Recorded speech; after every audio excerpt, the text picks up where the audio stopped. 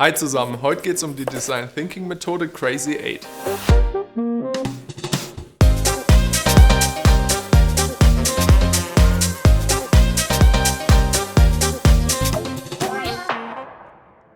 Folgende Situation: Ihr moderiert gerade einen Design Thinking Workshop und habt schon die Understand und die Define Phase hinter euch. Und jetzt geht es darum, möglichst viele Ideen zu generieren. Eine Methode, die ich da ganz gerne benutze, sind die Crazy 8.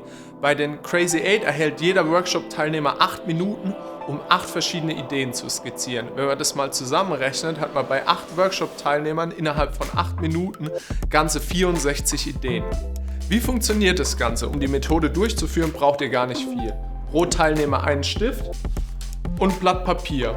Und dann brauchen wir auch noch eine Uhr. Das Blatt, das jeder Teilnehmer bekommen hat, muss er dann dreimal falten, mittig, sodass 8 Felder entstehen.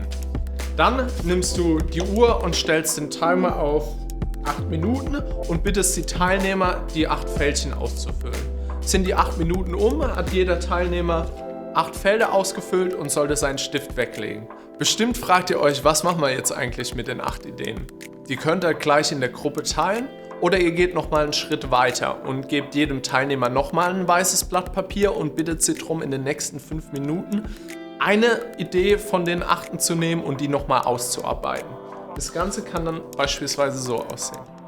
Theoretisch kann man das Ganze nochmal eine Runde iterieren. Und zwar nimmt man die Idee und arbeitet sie innerhalb von 5 Minuten in einen Clickflow oder in ein Storyboard ein.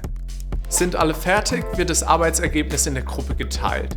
Wie das Ganze am besten funktioniert, erzählen wir euch in einem anderen Video. Das Ganze haben wir unten in der Beschreibung verlinkt.